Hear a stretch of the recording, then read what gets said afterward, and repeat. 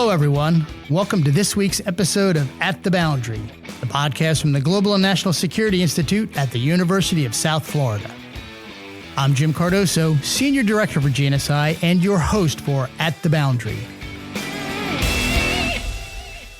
Today on the podcast, we're conducting a follow-up conversation with the participants from a panel GNSI organized for the recent Cyber Bay conference in downtown Tampa. That panel examined the question, is cybersecurity the foundation of national security? It was moderated by our own Dr. Tad Schnaufer, Strategy and Research Manager at GNSI. Joining him on the panel was Dr. Nhon, Resident Research Fellow at GNSI, Dr. George Burress, the founder of the Cybercrime Interdisciplinary Behavioral Research Laboratory, otherwise known as the Cyber Lab, here at USF, along with Chris Hunter, a former lawyer with the Department of Justice, who is now the Chief Legal and Compliance Officer in the IWP Family Office and a GNSI non-resident fellow. Take it away, Tad.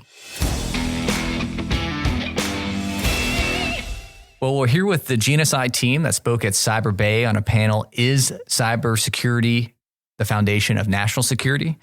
We were able to explore that topic in depth. But first, why don't we go around the team and talk about your overall assessment of Cyber Bay? How did the conference go? And then what were your major takeaways? What were the things that you learned about cyber or saw that might keep you up at night? So we'll start with you, Linda. Thanks, Ted. I thought the turnout was great at Cyber Bay. It's very exciting to see Tampa Bay kind of going head to head with Silicon Valley. It's very awesome to see a good representation from USF, Cyber Florida, the Bellini College was there. Awesome food. I think 2 days of great food. And I heard there was an awesome drone show too. Mm-hmm. And so, it was very great seeing like academia, government, and industry coming together to talk about cybersecurity issues. And what was your biggest takeaway? What was the thing that you learned about cybersecurity, and maybe a discussion you had in the hallway or from one of the other panels? I think what really hit home was how IT isn't, how cybersecurity isn't just an IT problem. Mm-hmm. It's actually more than that. It's pretty holistic. And I think GNSI has a great opportunity to kind of pitch into the conversation. Oh, great. George? Yes, just to kind of reiterate just the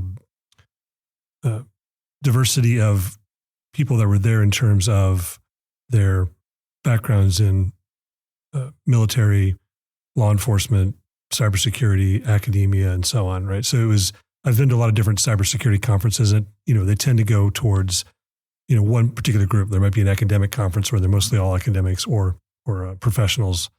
So I think the main thrust of this was to bring a lot of people from a lot of different backgrounds together. So you get a lot of really cool conversations going, things you didn't really think about. So for me, that was one of the best things about it. Okay. Excellent. Chris? Cyber Bay is fantastic. It really was. It's a terrific, high-impact conference, and I'm looking forward to subsequent iterations of it. Cybersecurity is the present and future fight, and to have the people present at Cyber Bay that were convened, I think is a testament to USF, to the Bellini College, and to the broader cybersecurity community that we have here in Tampa Bay.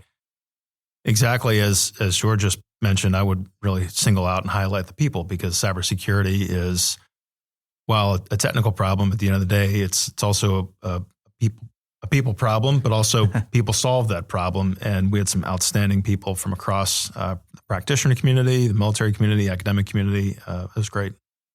Right. And, like we all noted, is that cyber has become a very ubiquitous threat. It's everywhere. It's a part of our everyday lives. It's part of all the critical infrastructure of the United States. And a cyber attack, although it might stay in the digital form, if you will, in cyberspace, it can also translate into physical effects, which affects people who are dealing with that threat, whether it's at one of our ports or one of our chemical factories or water treatment plants, for example. So why don't we first, discuss, as was discussed at Cyber Bay, that fundamental question: is cybersecurity the foundation of national security? And if so, how ingrained is it in the overall security of the nation?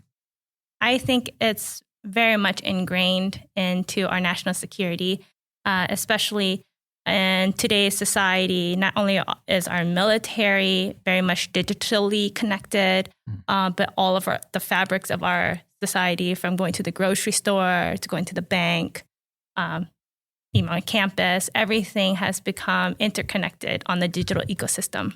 So that becomes very much a point of vulnerability for potential attacks.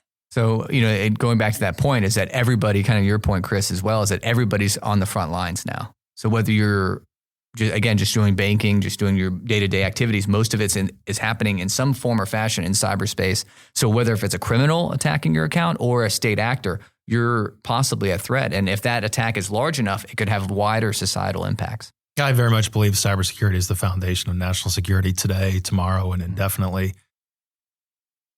Unfortunately, so many examples to illustrate the truth of that. And Salt Typhoon and Volt Typhoon are two of the more recent examples. Probably worth getting into some of that right now. Let's do it. Volt Typhoon is the name given to a Chinese cyber espionage operation that accessed critical infrastructure, embedded malware, essentially allowed the Chinese Communist Party's various entities to be inside the systems and services that civil society relies on just for day-to-day living. Salt Typhoon was a Chinese cyber espionage operation that compromised the telecommunications systems in the United States in ways that are only now fully beginning to be understood. The Salt Typhoon compromise allowed access to real-time intelligence about people and communications. It's been called perhaps the most significant cyber espionage attack in the United States ever. And yet both Volt Typhoon and Salt Typhoon are not necessarily widely known outside of the communities that are paying attention to stuff like this. And so I think that the challenge is one that requires very much a whole of society effort to both be aware of and then to solve to.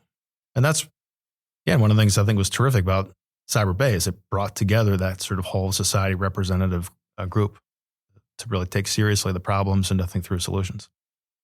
Yeah, one aspect of the security part of it is if you think about nation state actors using hackers to get into the system, that just seems like one more tool in a espionage toolkit, right?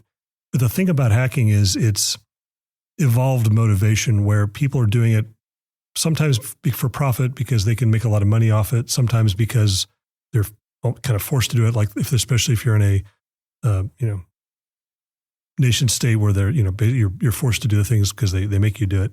But a lot of times it's simply the nature of hackers is they want to hack things because it's fun to do, right? It's a motivation that if I can score big, not only does it benefit me in terms of profit, but also benefits me in social relationships. So I can build my hacker persona.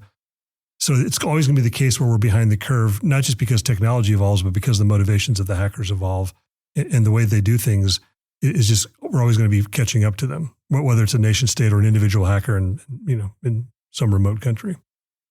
Yeah, I agree with you that the line between cybercrime and state-sponsored cyber attacks, that becomes a little bit blurry when it comes to attributions. I think, Tad, you had mentioned during the panel that it takes a much longer time, like sometimes years, to actually confidently say who the attackers were after the incident. And I think when it comes to Volt Typhoon, for example, I think the U.S. knows pretty confidently that that's the Chinese-backed hack. And the reason from some sources that these malware, we're still uncovering where they lie, but the reason why they're still dormant is almost a form of strategic deterrence from China's perspective of, if the U.S. tries to, align themselves with Taiwan in the scenario of an invasion, China's invasion into Taiwan, they have implanted these malwares in our critical infrastructure that I'm not sure to what extent the U.S. government knows what type of damage that malware will cause. But it's almost like a let's be careful about how the U.S. will respond in a potential invasion of Taiwan. I think that's exactly right. The strategic window that the Chinese Communist Party wants to create with Volt Typhoon is essentially a strategic window of deterrence, so that if the Chinese Communist Party decides to move on Taiwan, so to speak, it being the CCP has the capability to destabilize U.S. domestic civil society, creating that strategic window to allow for action in Taiwan while the United States is distracted. And unfortunately, the parallels between what was going on in Taiwan in the fall of 2024 and what was going on in Florida and elsewhere in the southeastern United States in 2024 are too stark. As we know here, Hurricanes Helene and Milton hit back-to-back in the Tampa Bay area and among other places, and were just absolutely devastating. At the very same time that those hurricanes were hitting here, Taiwan was observing its National Day, which is October 10th.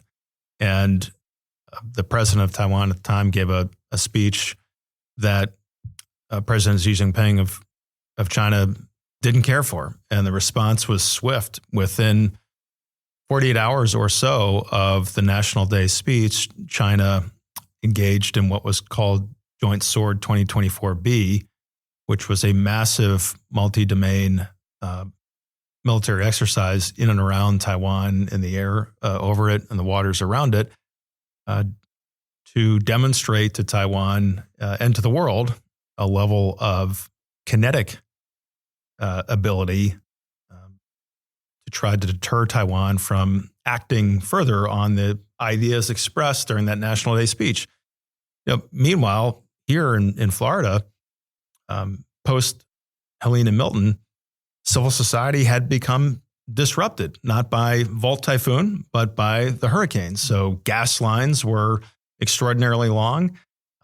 Not only were gas lines long, but fights broke out. I mean, in one county in Florida, within the first 48 hours following one of the hurricanes, there were 177 law enforcement calls for fights at gas stations. That same type of civil society disturbance can potentially be caused by a cyber espionage actor gaining access to critical infrastructure, destabilizing society by shutting down water, shutting down sewer, shutting down power sources. I mean, Colonial Pipeline, for example. Yeah, because you might not think that those, gas has any type of cyber to it. It's just in a truck and it drives and it fills up a gas tank, right? But that gas typically comes from a port, and that port structure runs on a cyber system. That cyber system could either be hacked and then, used to overflow or actually cause physical damage, but it also can just be simply hacked. And then the response would be to shut down the system to prevent the hacking from going further, which either way keeps that fuel from getting to people. So it's the same type of scenario that you might have in a hurricane. The only difference is that this is all happening digitally, which whether it's a cyber crime, maybe they hold a port or a fuel system at ransom. You pay us, so much money, then we'll open up your, we'll stop cyber attacking your system. Or it's a nation state purposely doing it to cause that social unrest, because cyber attacks have those secondary and tertiary effects into society. Yeah, and I think what you just alluded to is the aspect of not only can a pandemic cause supply chain disruptions or tariffs, but cyber attacks can also cause supply chain disruptions quite rapidly. As what we saw with Sandworm, that's another operation that happened. I think it started in 2015, but has continuously kept going in 2022, 2023. Can you explain a little bit more what Sandworm is? Yes. So Sandworm, it started in Ukraine. So it's the way that they attackers deployed it was through phishing emails. Once they were able to access the credentials, then they were able to implant a Trojan, which they named it Black Energy. Once they were able to get into implant the malware, they were able to go into the command center, control center. And from there, they were able to then gain access So this is where they're going from the IT realm, moving laterally into the OT, the operational tech. So once you're accessing what they call the ICS, industrial control systems, that's what the operator on the outside would see is on their computer, there's this mouse that starts to move and starts to control the circuit breakers. So like someone takes control of your computer, is moving your mouse. Yes. All right. And that's part of the design in the malware. They're now having, well, let me back up. Part of the strategy was for the attackers to gain remote access. Mm-hmm. And that's what they took control of, was with the ability to gain access into the ICS, so the industrial control systems, from a different location. So once they're inside, they control the circuit breakers, and the person, the actual Ukrainian personnel, they can see the circuit breakers signals moving down, pushing down. So the attacker's trying to cause a blackout. Mm-hmm. And immediately the operator realizes that, okay, this is not a normal situation. And then part of the other strategy is to create not hysteria, but the operators will start to freak out because they also somehow, I don't know how, but was able to hijack the phone systems. Mm-hmm. So now the operators in this room, they're seeing that the control has been hijacked, but then the phone starts ringing. Mm-hmm. So there's a ring, ring, ring, ring, ring, ring, ring throughout the room. And so they're panicking, and they're actually now eating into the scheme, which is for the operators to turn that power back on as quickly as possible. And so what happens when you turn the power back on fast? Overload the system? Yes. You overload the system and you cause a power surge. Mm-hmm. And so what actually ended up happening, which is partly what the attackers wanted, is for these transmissions to blow up. So that starts to cause actual physical damage onto the Ukrainian grid system. Mm-hmm. Sandworm, it's backed by the Russians. So you could see why this is in 2015. So this is before the mm-hmm. Russian invasion, but they're already starting to, I guess, the Russians are trying to test out mm-hmm. their cyber capabilities in Ukraine. You were speaking of Ukraine and Russia, Ted. You were mm-hmm. recently in Poland at a security summit there. Yeah. Talk about the front lines of the fight in every way, both kinetic and non-kinetic, especially cyber. Sure. Curious some of the observations that were shared in Warsaw about how Poland and Eastern Europe is dealing with the cybersecurity challenge that is presented by Russia. Sure. Well, I mean, as we've noted here, that critical infrastructure, not just in the United States, but within our allied nations, is certainly at risk, particularly those that are in proximity to, potential adversaries, in this case, in Europe, the Russians. And they have felt and experienced cyber and hybrid attacks for years. But even recently, in 2020, the Polish stock market was attacked. So again, this is affecting everyday citizens. When your pension fund or your investments get affected, you log into your account and it's just a bunch of zeros, or it just says error or your service. That really causes some unrest. It causes an unsettling feeling.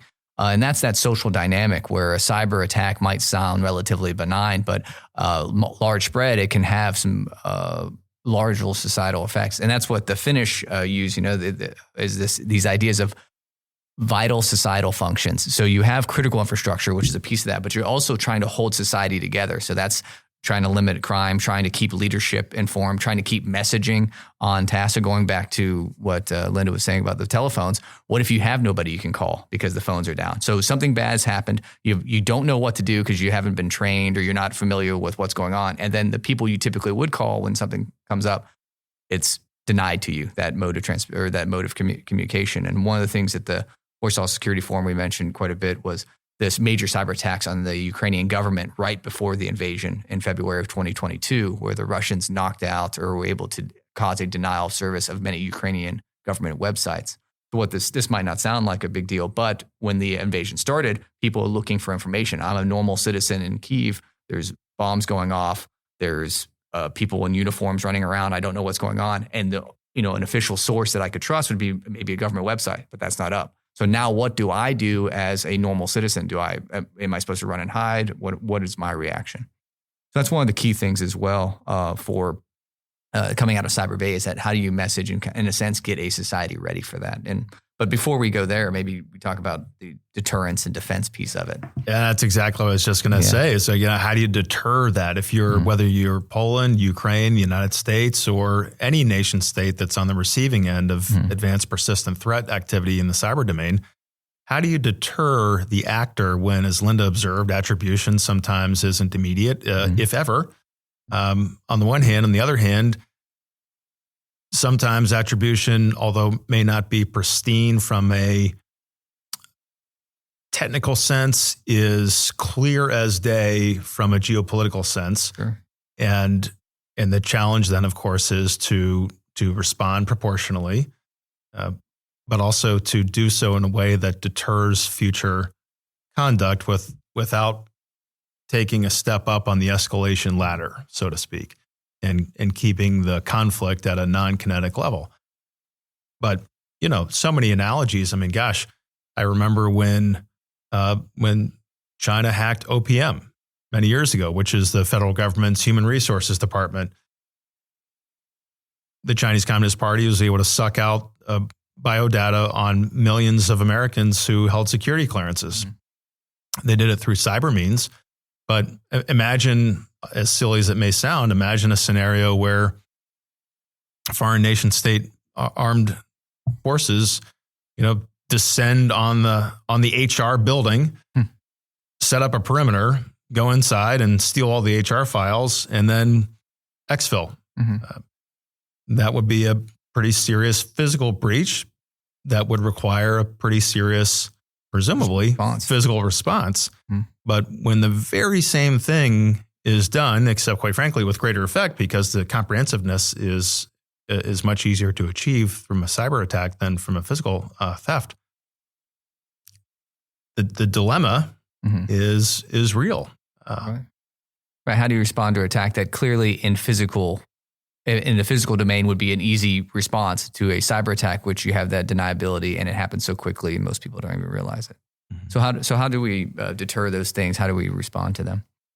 Well, so there's two levels, of course. One is the nation state level, and then the other is the individual level. And as a criminologist, one thing we've been looking at for a long time is whether or not hackers, that is malicious hackers, can be deterred. And the assumption was probably not, because the probability of them being arrested and prosecuted for committing hacking from international courts is so low that it's not even something to think about.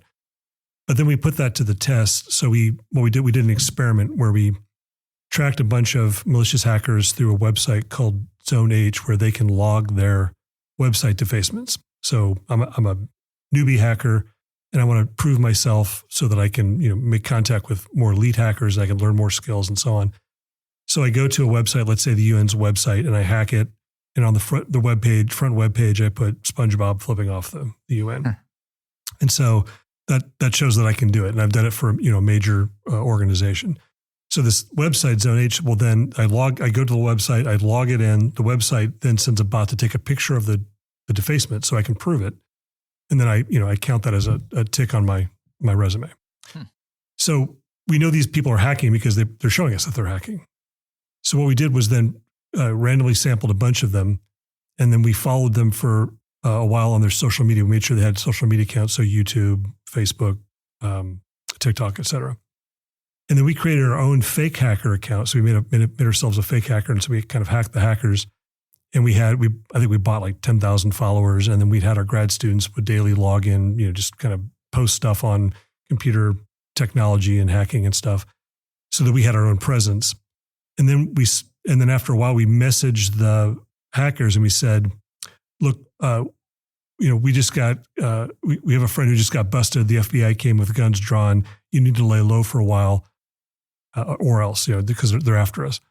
And just to see if just putting that into the ether would have an effect. And because they kept logging their defacements over months and weeks, we could then track the decline in defacements, and we saw that was the case.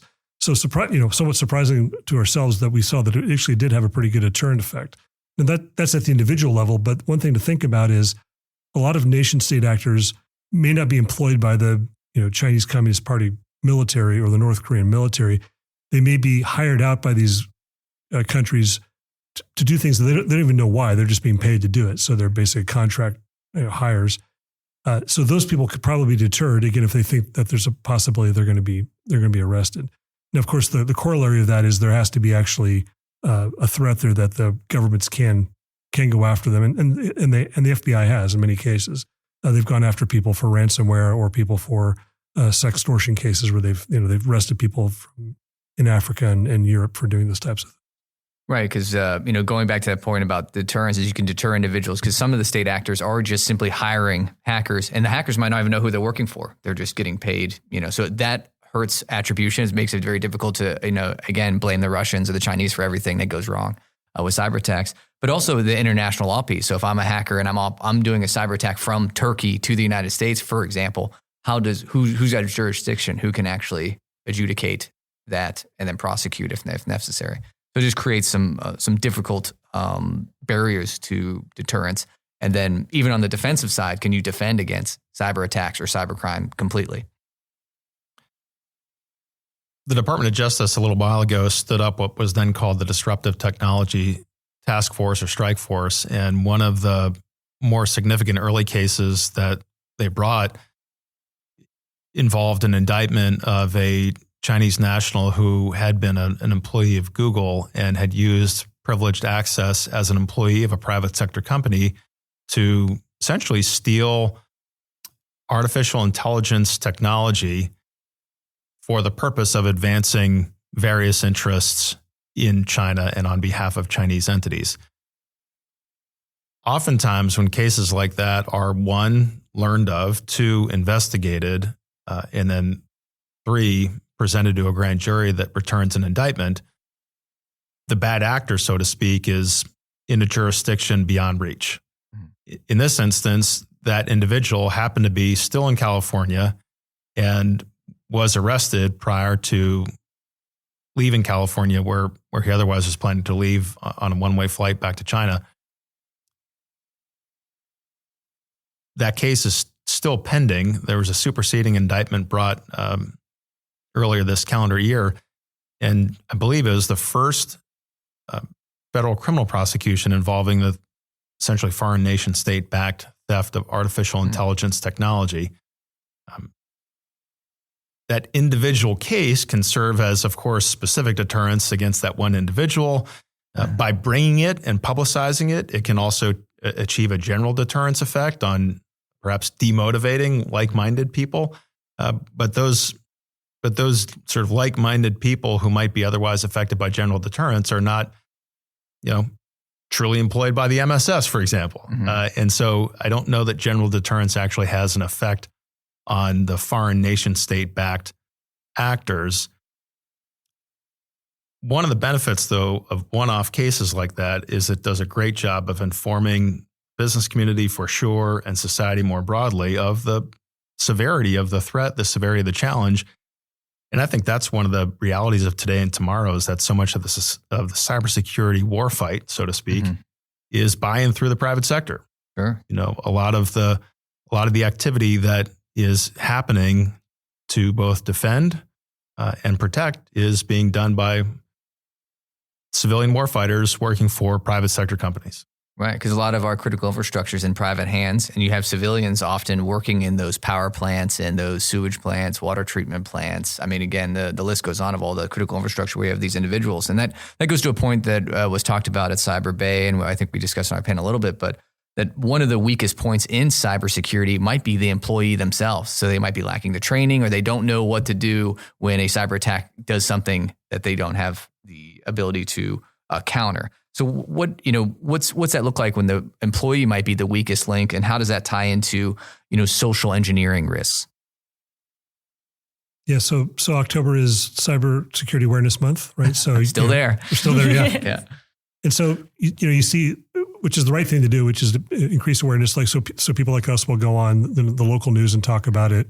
There'll be public service announcements, et cetera.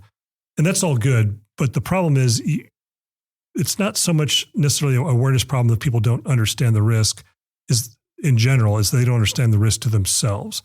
So to give you an example, you might have an employee who understands they shouldn't click on links that they don't know, to look for the warning signs, an email that comes in that says, "Dear friend," and then it's got grammar mistakes. That used to be the case.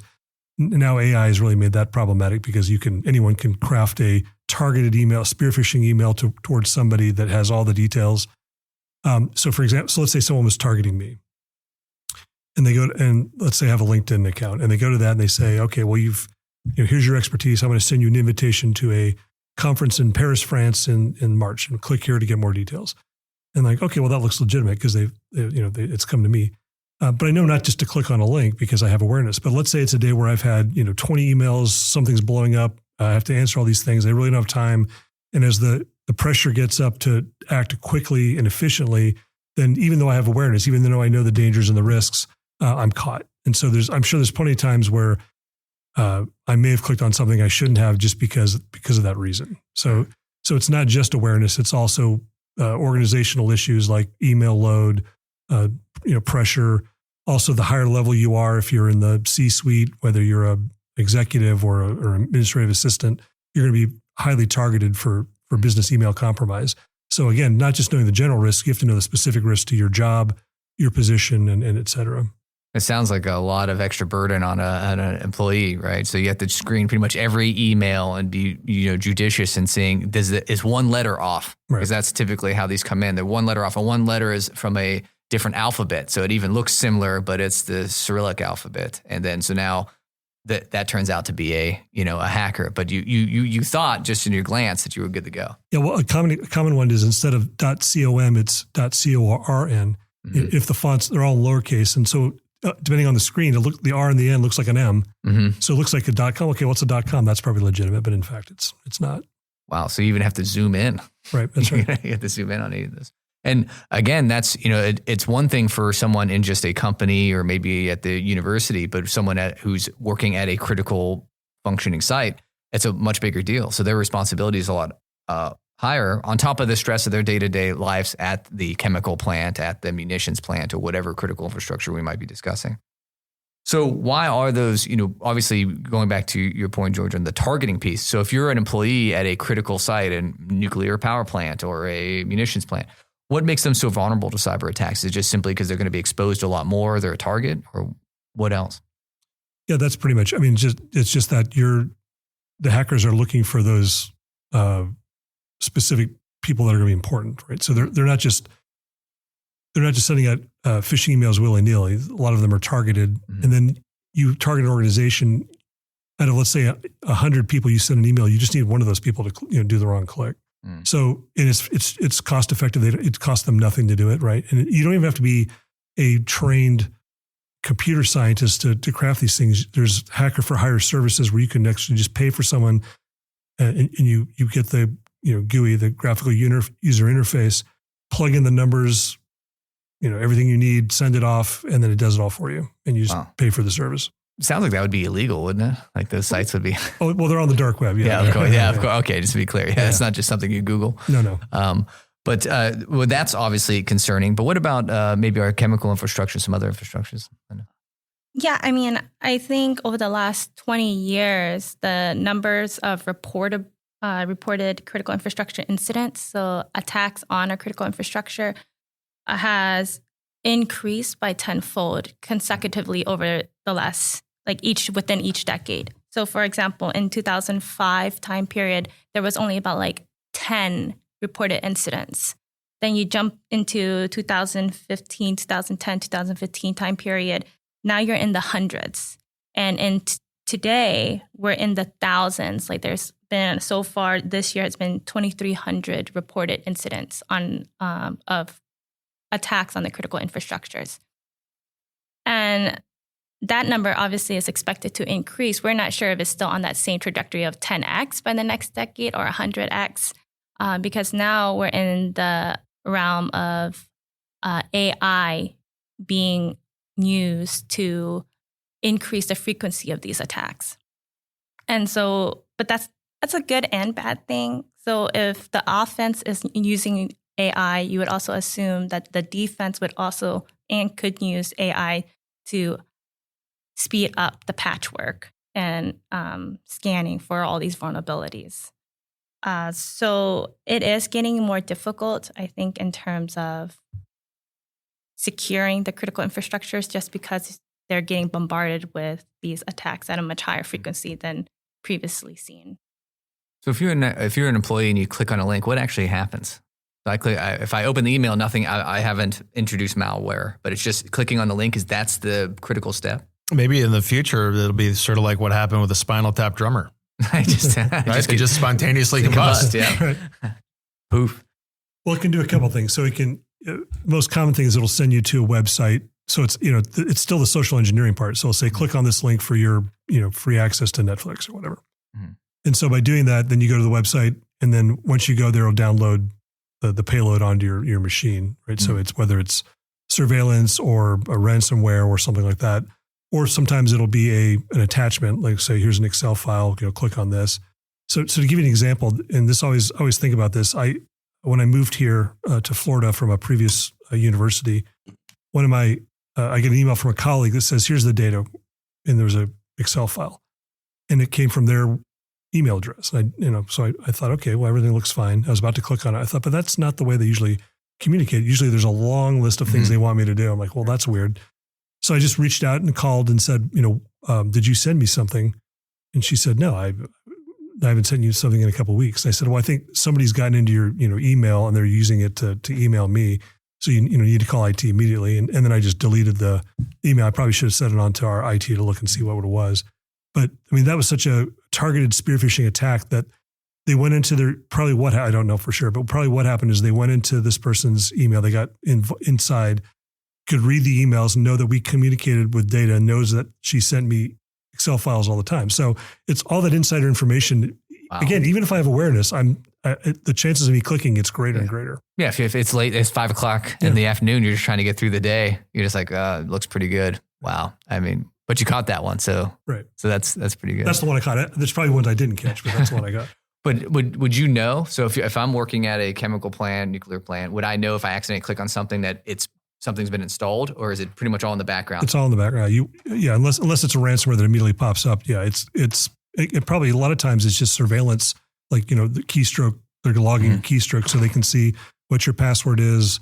All kinds of information. Then they get in your email, and then they can go further.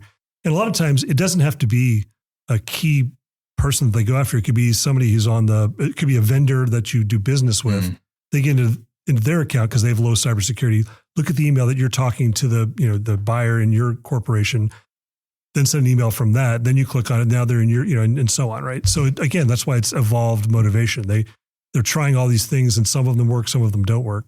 Unfortunately, a great example of exactly what you just described, George, occurred several years ago, where a small excavating business in northwestern United States was targeted by Russia. Would not be the sort of business that would be expecting to receive a foreign nation state cyber attack.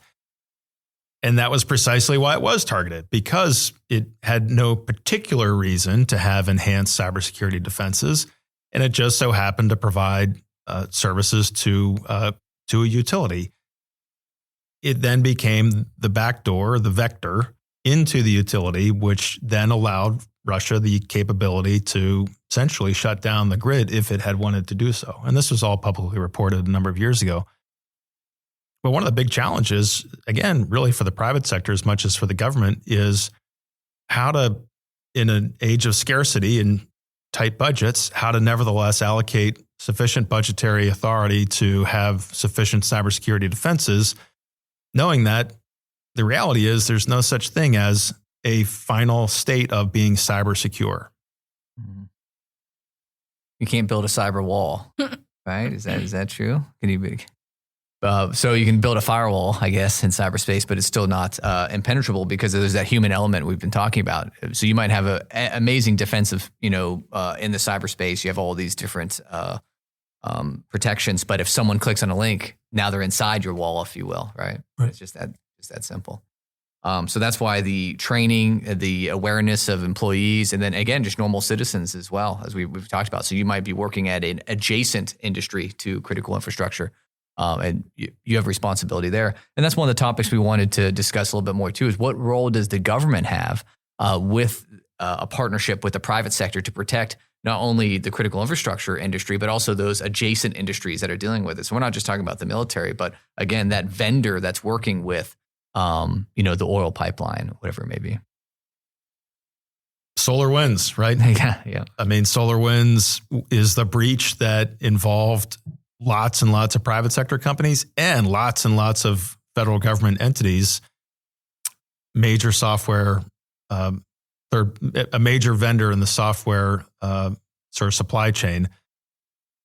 It's a whole of nation effort that requires close and continuing cooperation and resources and serious thought and serious people and serious dedication to sort of solving the problem continuously over and over again. One of the things that I really like about what the team in Florida is doing and has done, and you mentioned it, one of the great ways for the government and the private sector to cooperatively think through the problem and come up with a solution set is through tabletop exercises, whatever you want to call it, but the sort of activity that brings people together and really goes through simulated experience of a cyber attack, what happens, what the effects are, what the consequences are, how to respond, but in a very realistic way. And the lessons learned from those opportunities to come together in those sorts of settings are ones that can really drive the sorts of changes that must be made,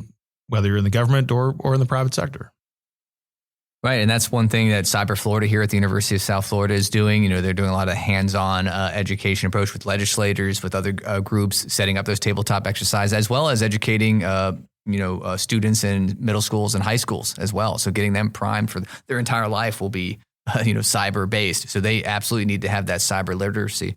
But also here at USF is the Bellini College with AI cyber. They're also going to be pushing out a lot of cyber professionals in the next few years with degrees. Our criminology department, our School of Information. I mean, there's a lot of cyber components education here at USF working to, again, inform the public, but also inform future employees so that hopefully they are not the weak link. Well, that's critical. And that's exactly how we began our conversation. It's a focus on the people. And the work that USF has been doing, is doing, and is going to continue to do is to develop the experts that are needed in the government, in the private sector. But at the end of the day, it's a people problem that people can solve. Yeah, that's exactly right. NIST, National Institute of Standards and Technology, they came out with an infographic, and on it said that the lack of talent and human failure will contribute to over 50% of future cybersecurity incidents. Right now, I think the U.S. needs about 1.5 to 2 million cybersecurity type professionals, and we're short of that between 200 to 500,000. So definitely need more folks in that space. And one thing about the way USF is approaching it is, you could just get a degree in cybersecurity and then just have one department. Let's say it's out in computer science, and that's it.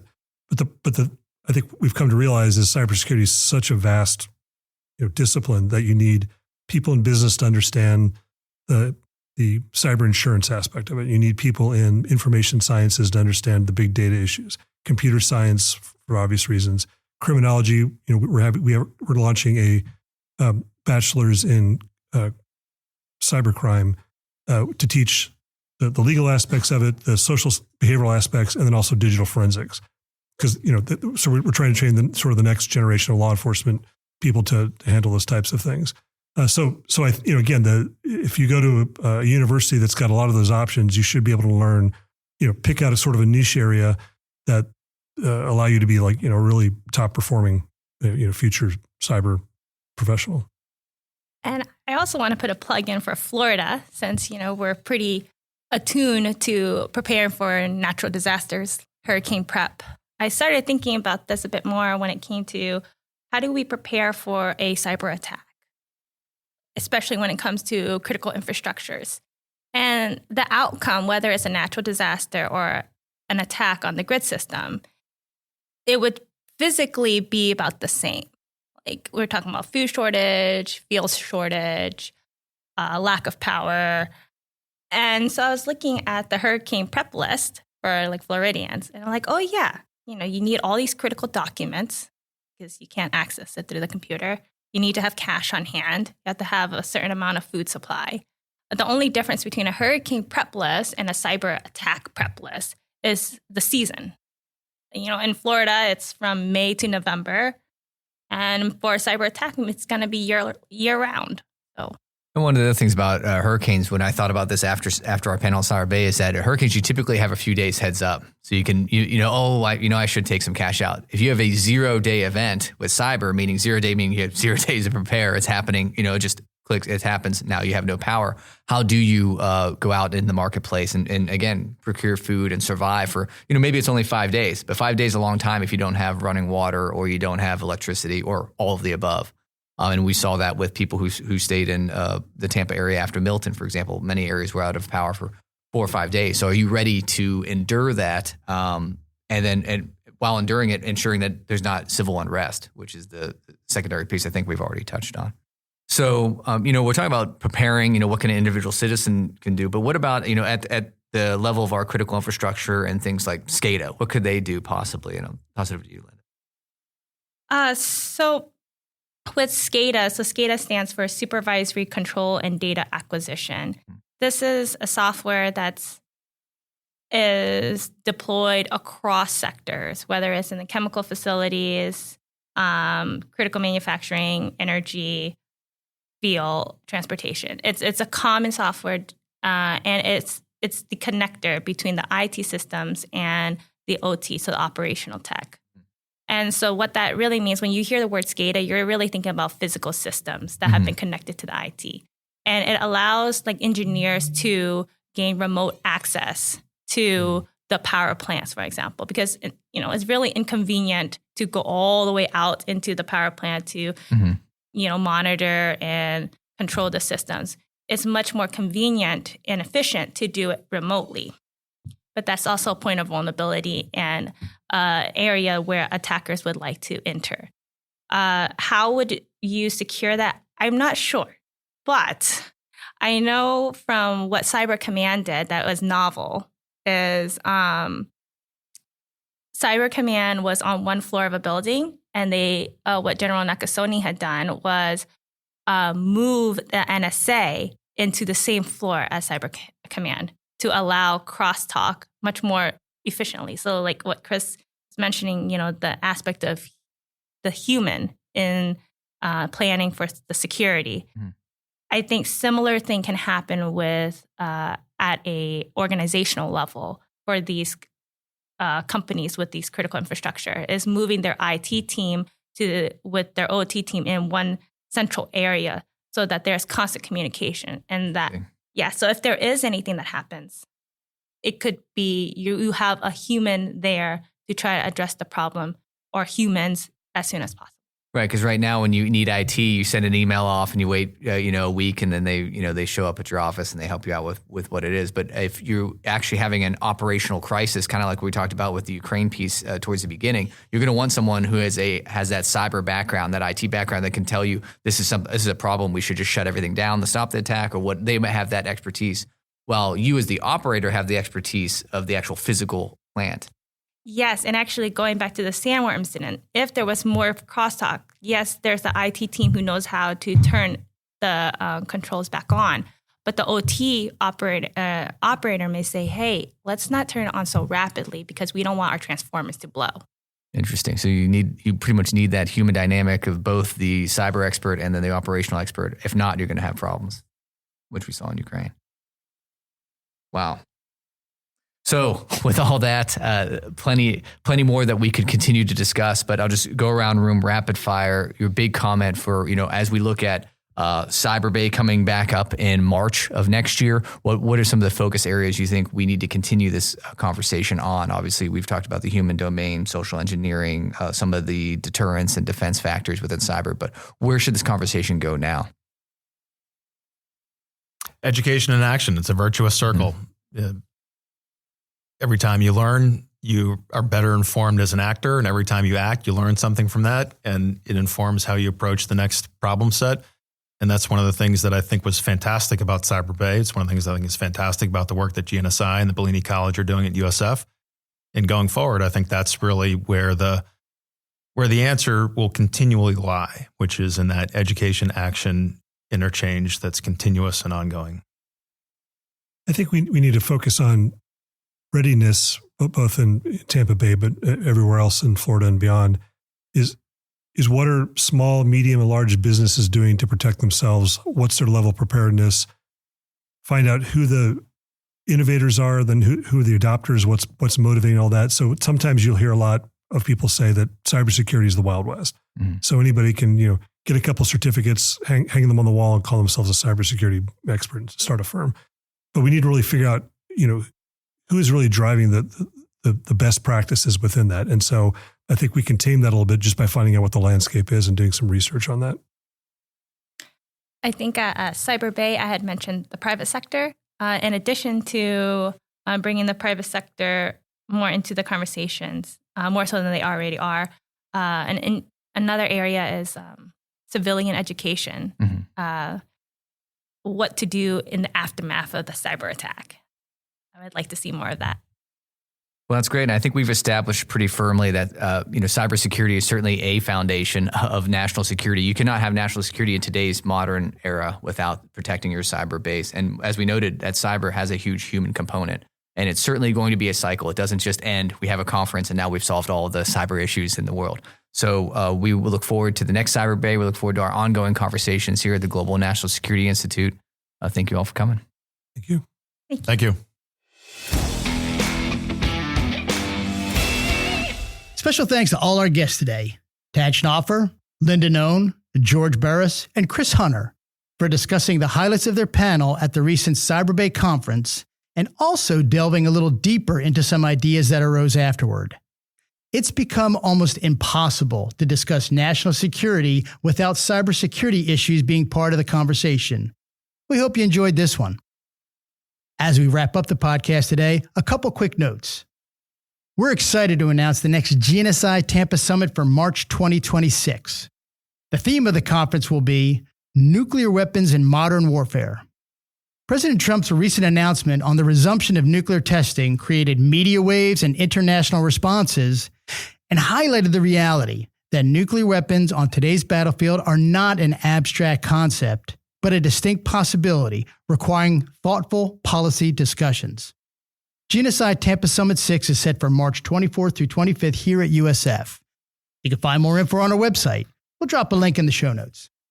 The final episode of the Axis of Resistance Research Initiative, led by GNSI Research Fellow Dr. Arman Mahmoudian, was just published on our YouTube channel. In this concluding episode, Arman took everything he's learned over the first 7 episodes and spoke at length with GNSI Executive Director, retired Marine Corps General Frank McKenzie.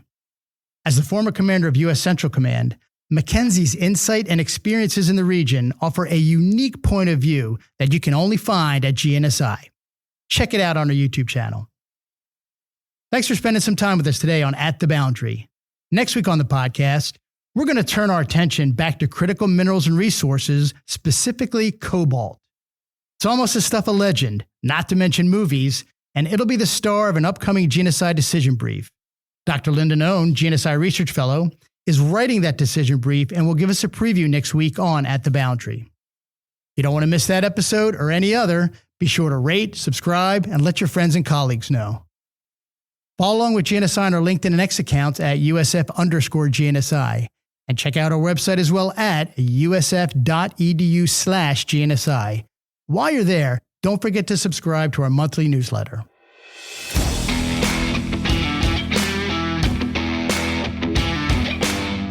That's going to wrap up this episode of At the Boundary.